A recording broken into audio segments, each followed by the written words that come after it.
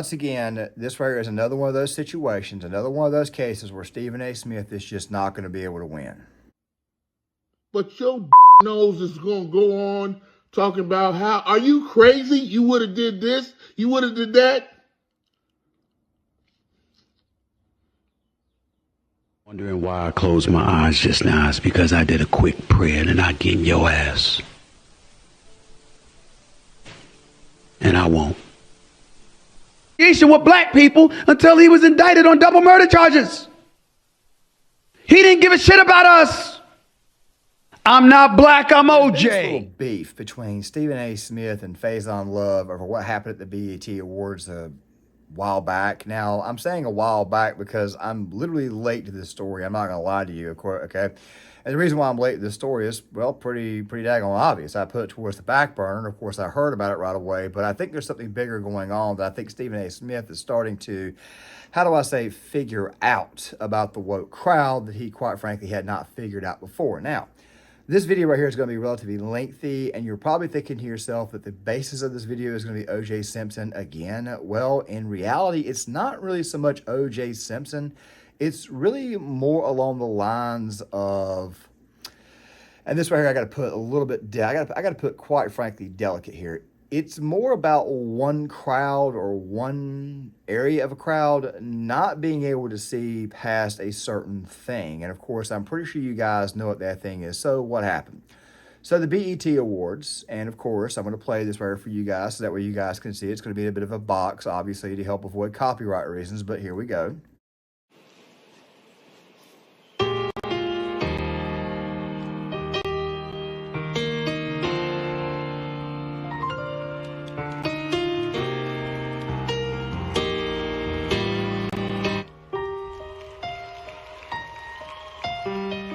Chose to honor OJ Simpson. Now, I've talked about OJ Simpson before in previous videos, not as much as I would like to, because obviously I would like to make a video on OJ, of course, the trial and everything. Of course, it would be a while to talk about that, but this particular topic obviously still incenses some people because, quite frankly, some people can't get over the fact that not guilty does not mean innocent, but we'll talk about that in this video, so make sure you guys stick around. So you guys obviously got a quick little glimpse of what's going on with Faizon Love and Stephen A. I kind of spliced the two clips together. Let's go ahead and roll the full clip of Faizon Love's reaction to Stephen A., and then we'll come back on the other end. This Stephen A. Smith, man, I don't know. Where do you come from? Do they groom you? Where the do you come from? You mad because BT is celebrating OJ? Who else gonna celebrate him? Are you stupid? He was found innocent in the court of laws, the white laws. But your nose is gonna go on talking about how, are you crazy? You would have did this, you would have did that.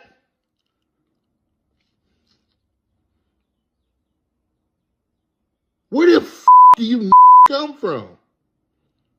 Where the do you come from? I've never seen some lazy house You ain't even a house nigga. You the nigga that's sucking the house dick. Okay, hopefully YouTube will allow a good portion of that to go through, but seeing how it is that a lot of it was bleeped out, I don't think it's going to be a problem. But the thing is this here, and this is the thing that I think people need to kind of sort of understand about this situation. OJ Simpson, and look, I did a video about this before. I wanted to do a much larger video on the actual trial and exactly how it was that the media manipulated people. That situation obviously makes him look pretty daggone guilty. I personally believe that he is guilty. I'm not going to go through the facts of the case or anything like that, but I've also heard people make the case that he's not guilty, and they've tried to go out of their way to justify their take. And of course, when people say not guilty, they automatically assume that he's innocent. No, not guilty just simply means that the prosecution was not able to fully convince the jury of their case. It's got to be proof beyond a reasonable doubt. As a matter of fact, it's one of the main reasons why it is, and I learned this when I was going through paralegal school, or I was going to school to be a paralegal, is that many attorneys would prefer to be a defense attorney because the only thing a defense attorney's got to do is be able to, how do I say, blunt or provide some form of reasonable doubt in the minds of the jury. Now, that right there is pretty much what happened in this case. And obviously, Marcia Clark, Christopher Darden, they did not do a very good job, and there were a lot of mistakes made during that case. And as a result of that, the jury obviously decided, and of course, we can talk about the merits of that and how they came to that conclusion. I would advise you guys go watch the People versus OJ Simpson. It was the FX series. I thought it was a very good series. It was based on the book written by Jeffrey Toobin, but it was a very good dramatization of what happened. It's on Hulu right now for free. I advise you guys go check it out if you're interested.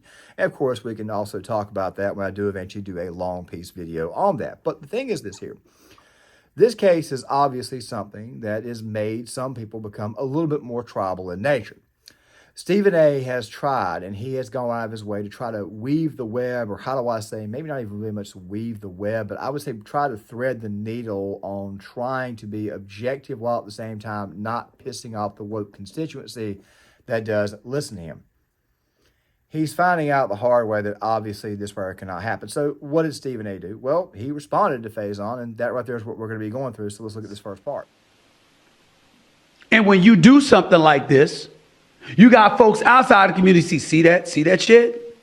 TMZ talking about it, NBC talking about it, CNBC talking about it, CBS talking about it, USA Today talking about it, PBS, everybody but PBS. When that kind of stuff happens, how do you think that benefits us? And that's a story that we don't get into nearly as much as we should. Did it ever occur to anybody to remind yourself of the responsibility we have? I'm not blaming any of the folks there in the audience. They didn't know.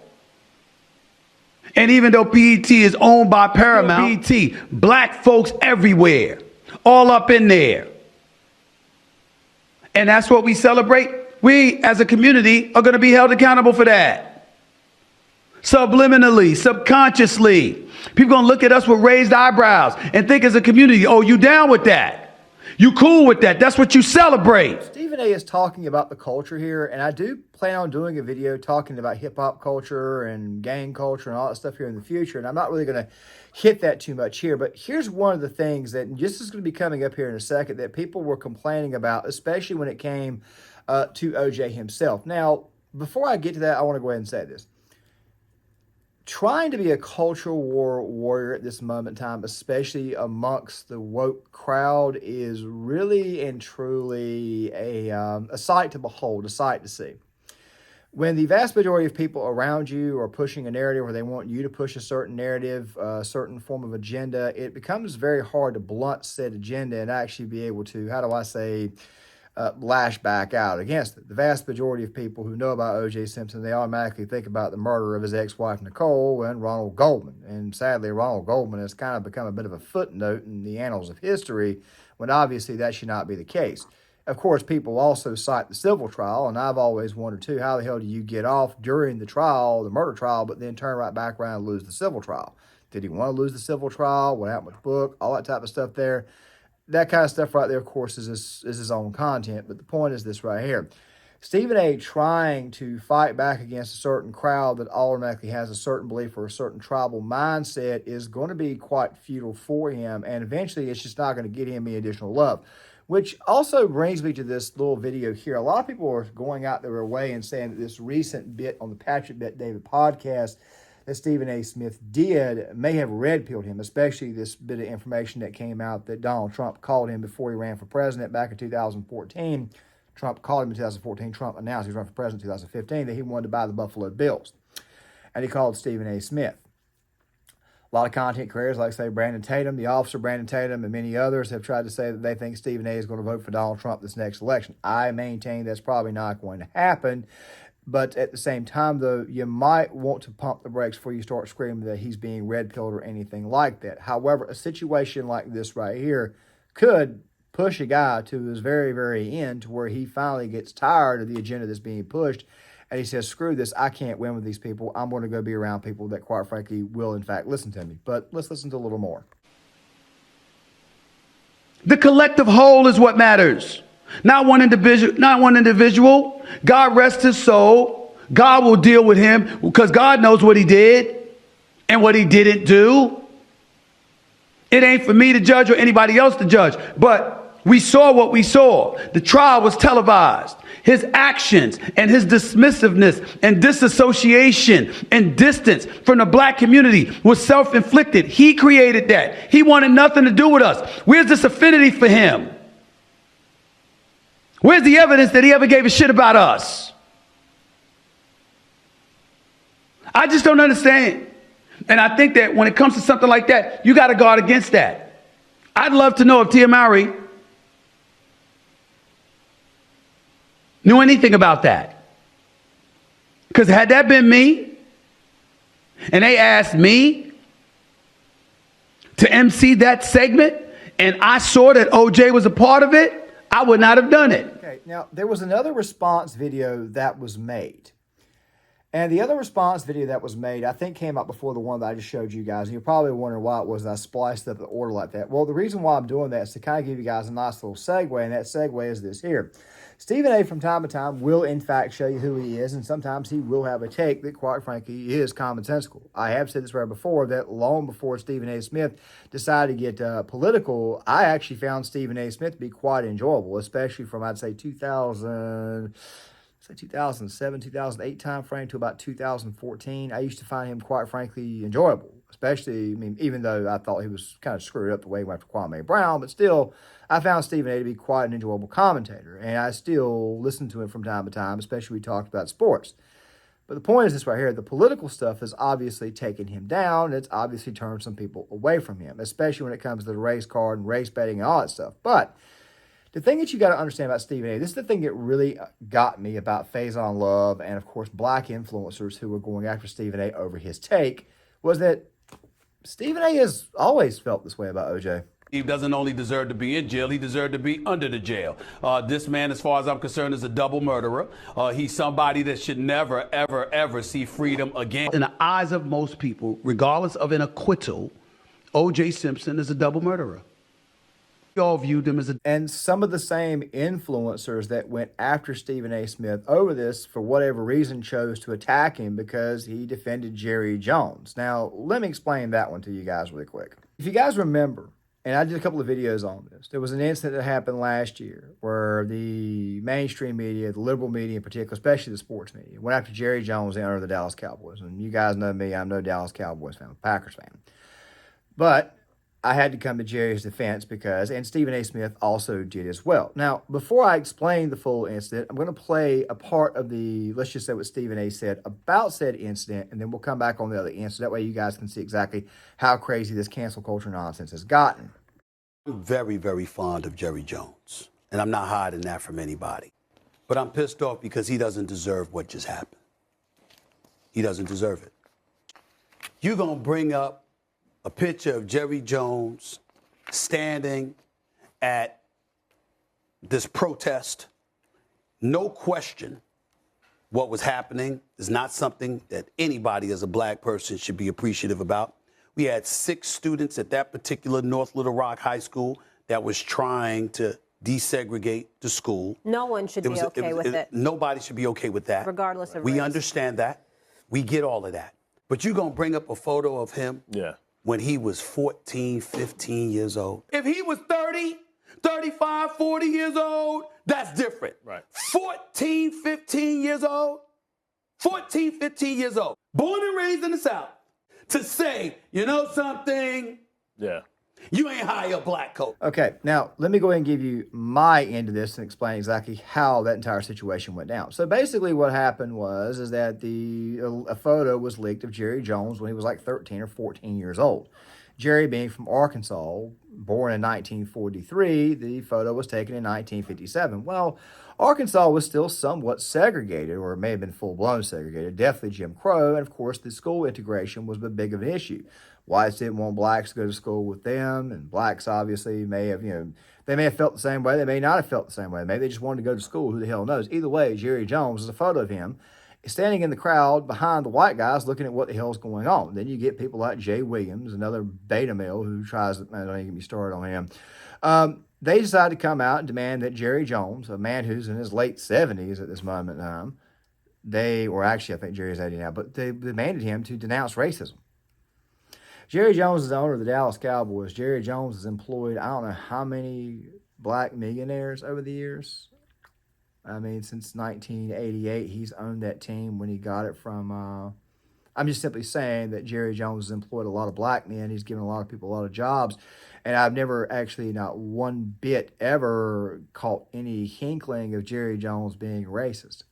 Stephen A. Smith, by the way, is friends with Jerry Jones, and of course many others are, and they say the same thing. The only thing the guy does is just joke about things. Everything that comes out of his mouth is something comical. He looks to be the life of the party. He looks to make sure people have a good time. There's nothing in there that actually hints to him ever being racist. And I'm pretty sure that Stephen A. Smith, who does like to race bait from time to time, would have brought that up. I'm just saying this is how crazy this situation is. And of course, people are bringing this up to kind of go up to Stephen A. to say he's always been Uncle Tom, when in reality, that's not always been the case. That right there is probably going to piss off some people who watch me and say you're kind of going back against your previous stance on Stephen. No, I'm not. I've always said that even a broken clock can be right twice a day. And I've always said that I think that Stephen A. Smith's race baiting for the most part is in fact scripted. He's there, obviously, to read a script and say certain things that his white daddy wants him to say. And, of course, to go on top of that, he also brings some of this crap to his podcast as well. I think his podcast is where he gives you more of his true feelings. But still, at the same time, though, the race baiting is obviously still going to be there regardless. But the man does get it right every now and again. I think it's one of those cases where he, quite frankly, got it right. Which brings me back to the whole notion of race baiting and how black someone is. Now, guys, you guys can obviously see that I'm white, snow white, pale. Still got suture in my neck. May get removed this week, may not get removed till 2 weeks from now, but still that's something completely different. But the point is this right here. Go back to said murder, said incident. You'll see this in the People versus OJ Simpson bit.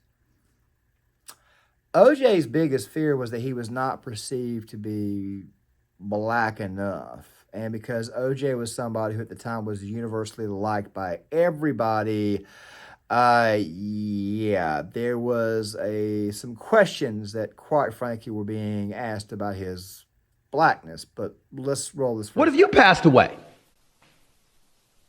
Do I want you mentioned in the same breath as somebody who's widely considered to be an individual that got away with double murder? I didn't sit up there and say crucify the man. I didn't say talk about him like he's garbage. I didn't say any of those things. What I said is he doesn't need to be honored. He doesn't need to be mentioned in memoriam with other people who weren't accused of what he was accused of. And for that, I'm getting all of that. And on top of it all, where do they find you? Where do they make you? So now my blackness comes into play. So let me get this straight. I'm a sellout. I'm a no good, you know what?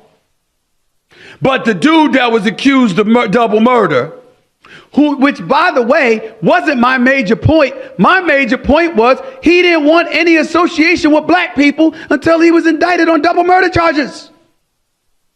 He didn't give a shit about us. And the second half of this is exactly where it picks up, where it takes off at. The point is this right here. Many people did not perceive OJ to be, how do I say, a pro-black, actual black man that was actually pro-black or being pro-being black. It kind of came out odd. A lot of people did not perceive it that way, which Stephen A. Smith is obviously reverting back to because he obviously remembers the case, he remembers the trial, and Stephen A. has been pretty consistent about it. Like I said before, I mean, I will give Stephen A. credit when he is correct. This is a situation where he's correct, but obviously I think him blowing up, as you guys are going to see here, was 100% justified. He said that. Jay-Z got it on the 444 album. What are you talking about? I'm not black, I'm OJ. Okay. We all know it. You in an uproar? All caught up in your feelings? You're supposed to be a funny man. You're supposed to be making people laugh. You're supposed to be sitting up there and entertaining us and all of this stuff. And you got your face all cringed up, looking like you ready to go ballistic over OJ? OJ? That's what? That's what got you all ruffled? That's what you want to stand on. You want to stick up for OJ.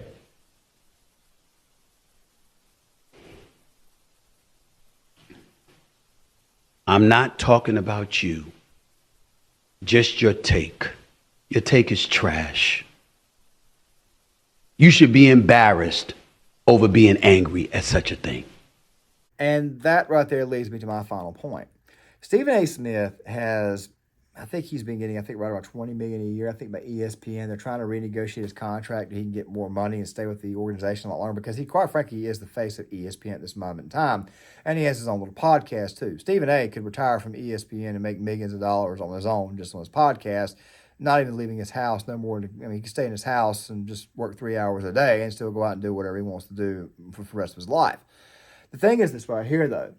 Stephen A. is dealing with a crowd of wokes that, quite frankly, are way too tribal. And, of course, we're about to see this situation come to a head. Trust me, the woke blacks are eventually going to start getting into it with the woke whites and then the woke Hispanics and then the woke Asians. They're all about to start brawling here real soon. Trust me, that's on its way. It's about to happen. The point is this here. Stephen A. Smith is fighting a losing battle, and I think he understands now that he cannot win. Hence what a lot of people are saying at this moment in time about the Patrick Bet David podcast and how it was that Stephen A. recently had a conversation with PBD, which I'll link in the description box for you guys to watch. The fact of the matter is this right here. Stephen A. can't win, and I think Stephen A. is finally starting to see that he cannot win when it comes to dealing with those who, quite frankly, are too tribal to defending somebody who, quite frankly, hacked his wife's head off and, of course, a weight or two. That right there is just my take, though. You guys tell me what you think in the comment section. I'd love to hear what you guys got to say. Please hit the like button. Please subscribe. Please share the video. Please sign off in the comment section. I hope to have a second video out today. Of course, these videos are going to be coming out a little bit later. This video is probably going to come out at 4, and the second one's probably going to come out at 7. So make sure you guys stick around for both, and I'll see you guys later.